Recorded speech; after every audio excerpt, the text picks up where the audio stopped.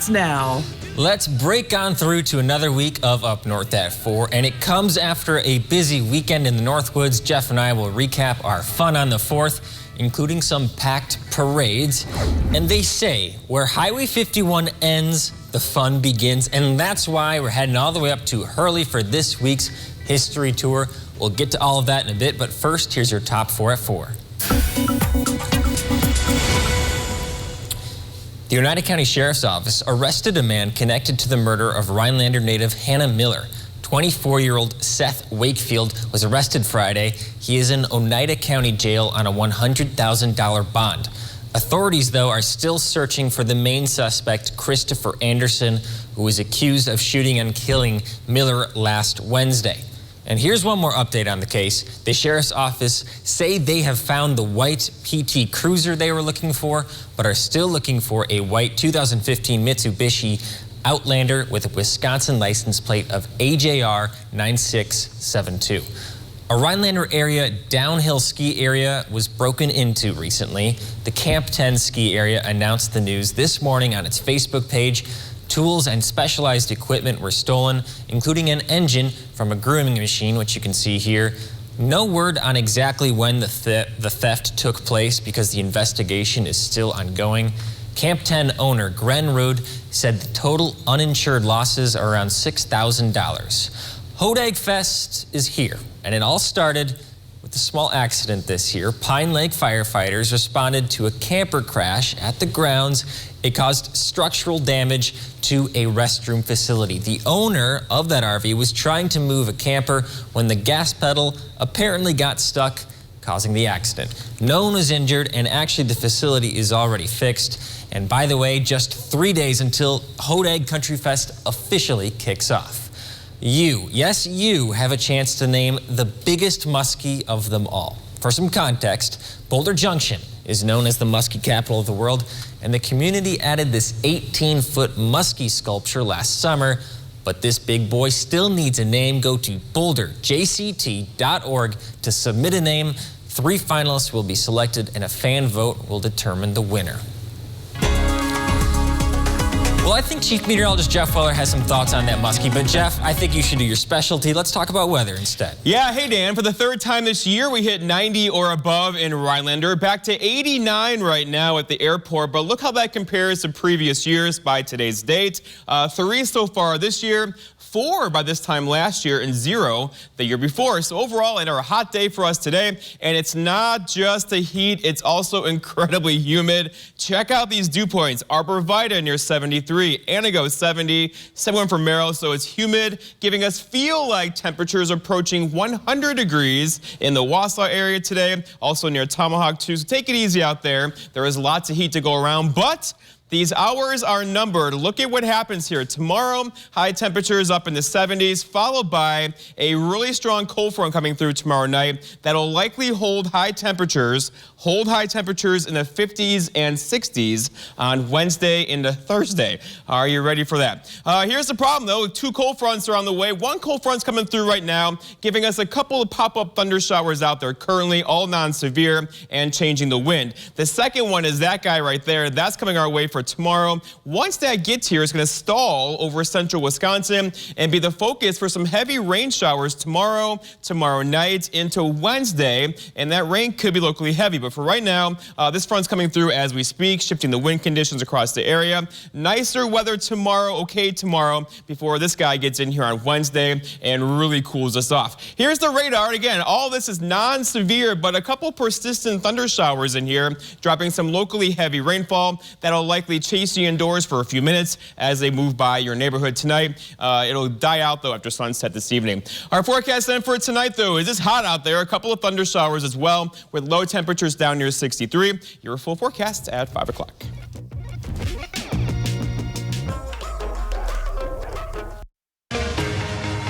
Why get your COVID-19 vaccine?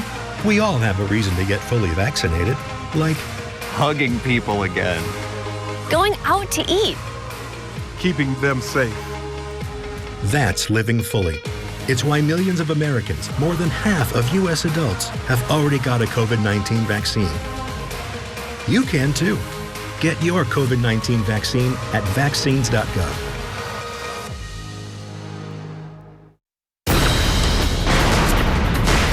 Get 25% off our low Slumberland price. Incredible deals.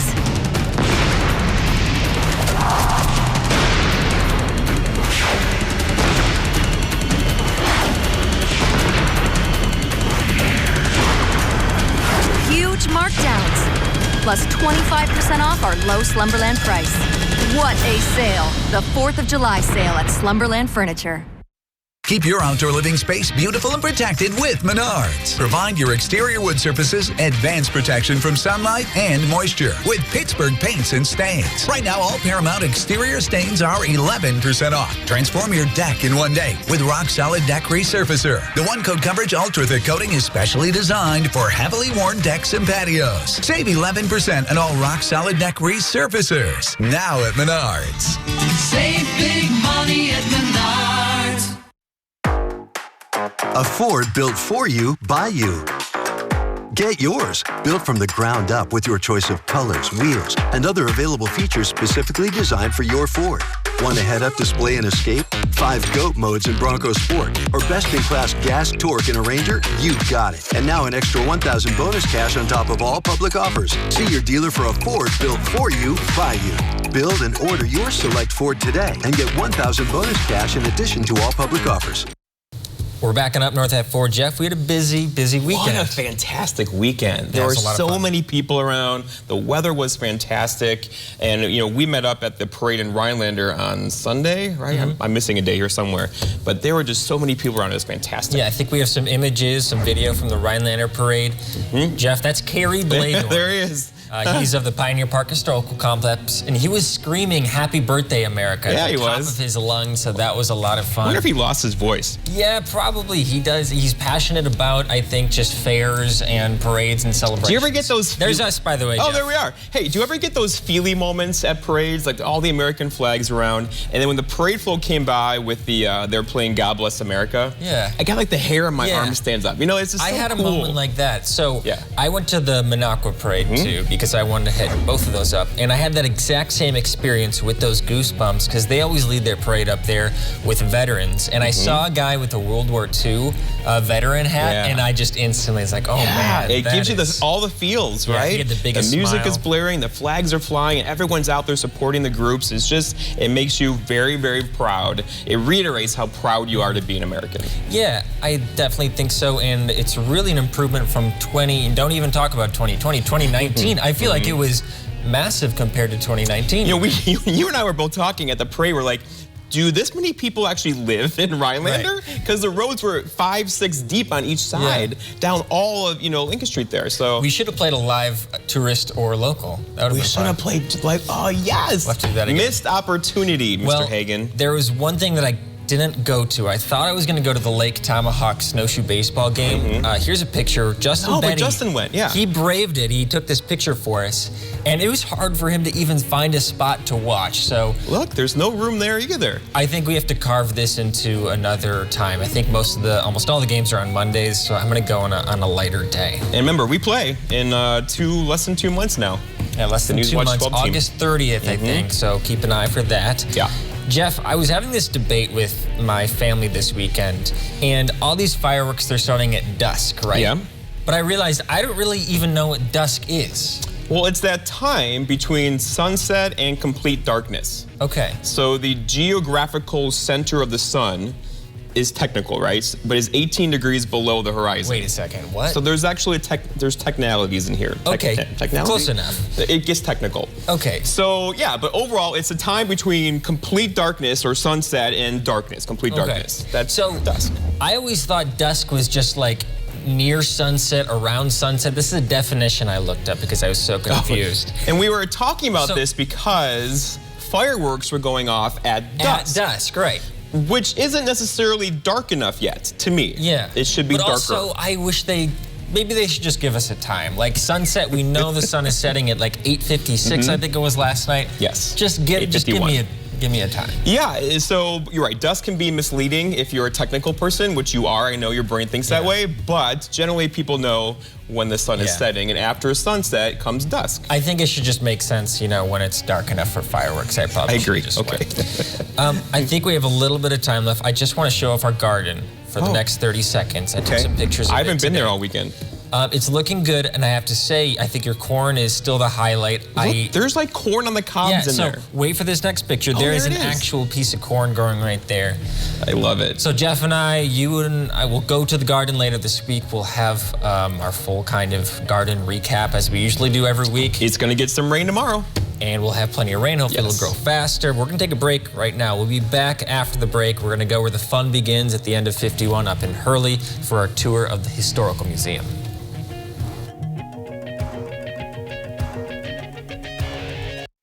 Welcome to today's Elite Money Minute with Patrick and Michael Marcel. Today, we're going to continue to talk about the different buckets of money for a successful retirement. Michael, which bucket will we be covering today? Today, we'll be discussing the Roth IRA. The Roth IRA is funded with dollars after Uncle Sam gets his share. The money you put in can be taken back at any time without penalty. However, the gains must stay in until we're 59 and a half. While in the bucket, all of the gains accumulate tax-free. Uncle Sam can't touch this. So the more time you have to let your Roth grow, the bigger the tax benefits may be. Sounds like a great way to control future taxes, and it's a critical element to a successful retirement.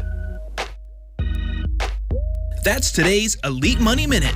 For more information on this topic or other retirement ideas and information, visit our website at retireidea.com.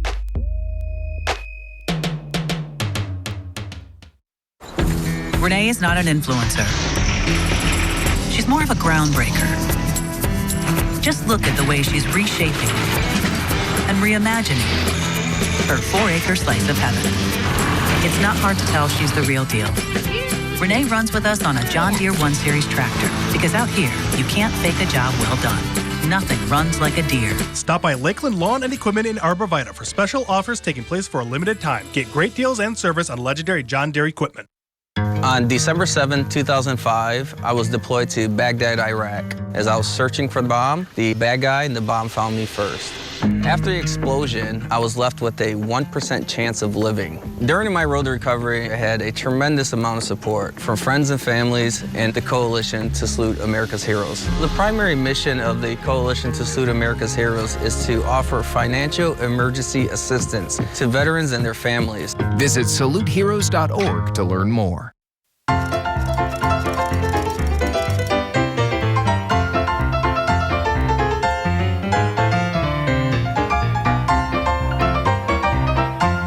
When it comes to colorful cities, Hurley, Wisconsin might just take the cake.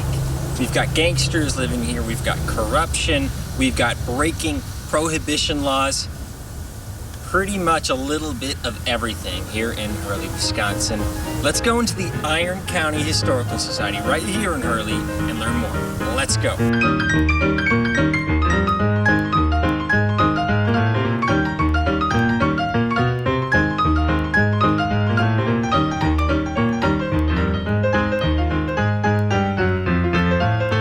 Okay, we're now inside the Iron County Historical Museum.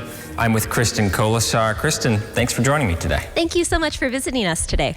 I have really been astounded by this place. It's definitely unique to all the other museums I've been to on this tour.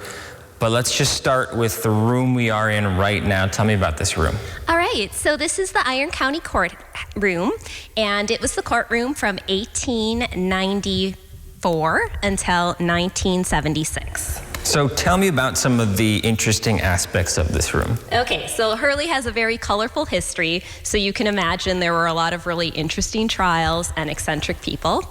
So the very first justice of the peace was a man named James Blackburn, and he was really an eccentric man. There were many, many trials back in those days. That was when Hurley was first settled, so it was like a rough and tumble frontier town. You had a lot of bar fights, people stealing from each other. Well, it didn't matter what the person did, he always handed down the same exact fine, $14.75. So the people of the town weren't really impressed with that. They wanted some more law and order. So they had another election to see who would be the next justice of the peace. And James had several people running against him, but he was the chairman of the election. So when they did the vote by yay or nay, he was soundly defeated. He had all nays. But he decided to say, well, I hear only the name James Blackburn, and therefore he is reelected to another term. So using his creativity, he was able to stay in office as an ineffective council for another term. Corruption is funny, I think, when it's maybe a century removed. Wow, that is quite something. You know, I'm looking in the courtroom, I'm just imagining, looks like we have where the jury would sit over here. You can see the judge behind here. And then we have a couple interesting items behind us. Tell us about that. Okay, so when I take my 5th grade class on a field trip here, the kids always notice that the flag looks different. So this is actually a 48-star flag, meaning it was in use 1958 or earlier, before Alaska and Hawaii were admitted to the Union. And then we also see another sign, no smoking while court is in session. Tell me about that. Yes, people always get a kick out of that, just to see that hung up, and that was actually in our courtroom. So let's just talk about, we are in a former courthouse of Iron County. When was the building built? Well, the building was built in 1893 as a town hall. That was before Iron County existed. When Iron County was incorporated, the county purchased this building for use as its courthouse. Okay, Kristen, anything else you want to say about this courtroom? Yes, so the most infamous trial in Hurley's history happened in 1925. So in 1924, there was a man named Andrew Sigler, and he owned the Gogebic Hotel. So Andrew was not a really nice man. He was very abusive to his wife and his children, and he constantly was cheating on his wife. So she had had enough, and on May 2nd, 1924, Andrew Sigler was murdered. So the police investigation named his wife Emma as a suspect to be an accessory to his murder. This was really unusual to charge a woman at the time. So the trial happened in early 1925, and the jury deliberated for 27 hours before finally declaring Emma to be guilty. And she was given a life sentence. So she was only the second woman in the history of Wisconsin to be given a life sentence. And the trial was covered all over the state and the region, and they would have headlines such as 110-pound mother of 4 convicted of murder. Okay, we'll leave it on that note. Next time, let's head to the mining exhibit room. I think that'll be something new for our tour of all these museums. All right. Does that work for you? Yes, it does. Okay, we'll do that. We'll be right back. Looking for a better way to cool off this summer? Start with a trip to Wickersham Jewelry and receive a free Yeti cooler with your purchase of $1,500 or more during their Super Summer Jewelry event, June 28th through July 10th. Wickersham's has hundreds of engagement rings, wedding bands, earrings, bracelets, and necklaces in every style and gemstone. Take advantage of interest-free financing. Wickersham Jewelry. If you can dream it, we can make it.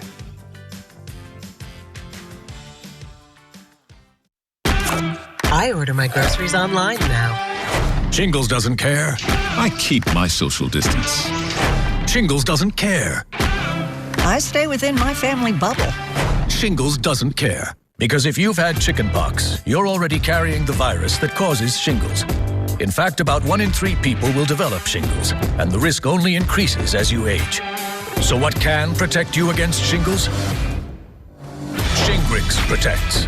Now you can protect yourself from shingles with a vaccine proven to be over 90% effective. Shingrix is a vaccine used to prevent shingles in adults 50 years and older. Shingrix does not protect everyone and is not for those with severe allergic reactions to its ingredients or to a previous dose. An increased risk of Guillain-Barré syndrome was observed after vaccination with Shingrix. The most common side effects are pain, redness and swelling at the injection site, muscle pain, tiredness, headache, shivering, fever, and upset stomach. Talk to your pharmacist or doctor about protecting yourself with Shingrix. Shingles doesn't care, but we do. Whether you slip and fall or you're injured during the game, you can count on Bone & Joint walk-in care. Avoid crowded waiting areas and the high cost of emergency rooms. Instead, be seen promptly by an orthopedic provider at a fraction of the cost. Bone & Joint's skilled team can diagnose and treat sprains, strains, and fractures without an appointment. With 3 convenient locations, we'll help you get back to the things you enjoy. Sometimes a job is just a job.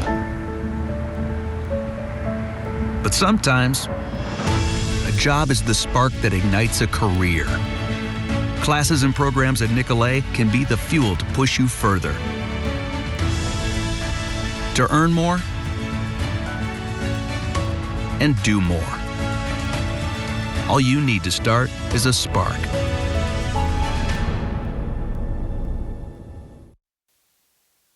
Okay, we're continuing our tour of the Iron County Historical Museum. Still here with Kristen Kolasar. Kristen, I've been to a lot of logging exhibits. You do have a logging exhibit here, but this will be the first mining exhibit. Tell me about the mining room. Okay, so Iron County operated iron ore mines from 1885 until 1964.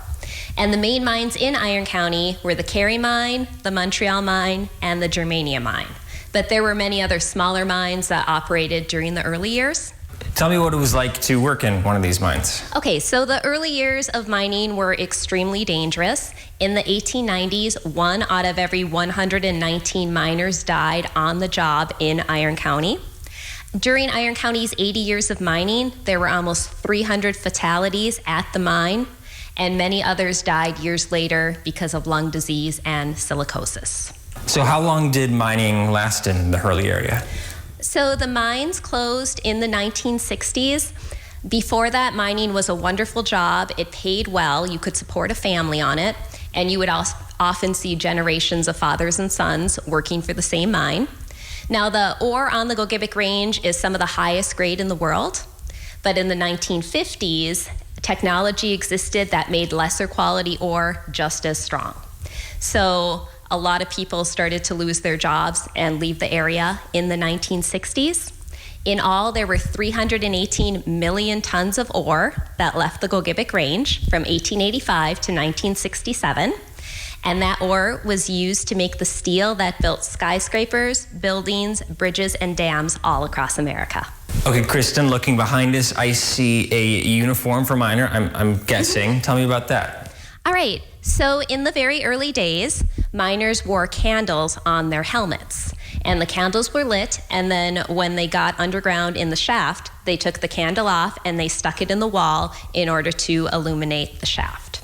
By the 1930s, the candles were replaced with carbide lamps. So you can see that in the photo of the miners entering the shaft. We also have a photo from the very early 1900s, and it has some women in it. But there were not women miners. Those were actually teachers who were getting a tour of the mine. And the men who were the miners had the candles on their helmets. So miners wore a hard helmet and safety goggles to protect themselves from falling debris. They wore heavy work clothing, heavy work boots, and then they always carried their lunch pail. And a popular choice for lunch was the pasty. And they would eat their lunch right underground, as shown in that photo. Very cool. Okay, tell me, what are some other things you have in the exhibit room? Okay, so a lot of our mining room is focused on the Montreal Mine. So the Montreal Mine was the deepest iron ore mine in the entire world. It was 4,300 feet deep, and it was owned by the Ogle Bay Norton Company, and they were really good business owners. Since there were so many mines at the time, they wanted to attract the very best workers. So they decided that they were going to build a town around the Montreal Mine, and it would have absolutely everything that their employees would need. So they hired a landscape architect and town planner named Albert Taylor, and he designed little white bungalows for the miners. And the higher your position was, so if you were a supervisor or a chemist or the mine superintendent, your house was still white, but it was larger and it had more amenities.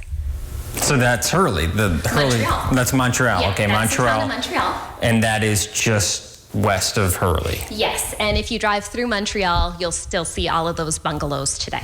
Okay, very cool. Anything else you want to mention in this room? Another danger that the miners faced was the cave-in. So iron ore, and there's some iron ore samples right over here, was a very porous rock. And so engineers figured out early on that they were going to need to fortify the shafts to prevent cave-ins. However, even with the timber, sometimes there were still cave-ins, and when that happened, fires may start. So the mines also had to employ firefighters to put out any fires before they got too large and caused fatalities. Man, that sounds very treacherous. Well, I feel like these miners probably needed some way to forget their problems in the mind, maybe imbibe in some beverages. So I was thinking we go to the bar room next here at the Iron County Historical Studies. That sound okay? Yes, that sounds great. Okay, let's do that. We'll be right back. Carpet City. Come to Carpet City Flooring Center and get the toughest waterproof floors in the industry, where they're in stock and on sale. Rigid Maximum XL is 50% thicker and 30% longer, resulting in maximum durability, which is perfect for active families and pets. Not to mention, it's easy to install. Come to Carpet City Flooring Center to get your Rigid Maximum XL waterproof floors today. Carpet City. Our prices will floor you. Northland Basement Systems is the all things basementy company. Basement waterproofing, basement finishing, basement structural repair, humidity and mold control, and nasty crawl spaces too. When it comes to basement solutions, nobody does it better than we do. Since 1991, homeowners just like you in the Northland have trusted Northland Basement Systems for all things basementy in their homes. Call Northland Basement Systems today to schedule a free home evaluation.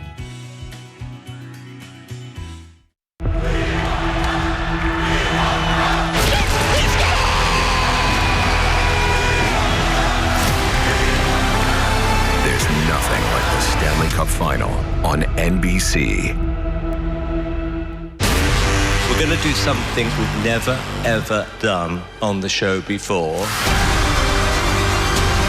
Whoa! We are all going to give you something special.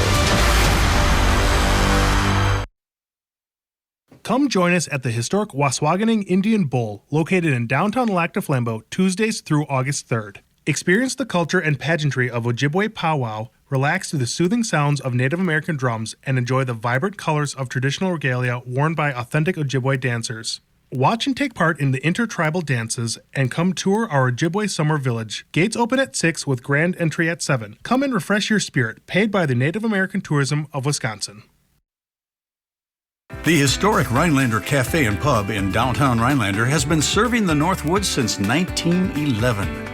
With 32 craft beers on tap and supper club staples, Friday fish fry and Saturday prime rib, the Rhinelander Cafe and Pub also features more modern dishes like truffle fries and flatbread pizza. The large dining room provides plenty of space for an intimate surf and turf dinner or a family gathering over pasta. Stop in and enjoy a landmark in downtown Rhinelander, the Rhinelander Cafe and Pub on Brown Street. This portion of News Watch 12 is brought to you by Kitchen Bath Mart. A little bit of a different show tomorrow. We're going to have bluegrass, no history, so stay tuned for that. That should be a fun one. Jeff, anything else from you? Theo wanted to say hi. Okay, well, hi back, I think, from Theo. I feel like I can read his mind. We'll have more from you, more for you tomorrow, rather.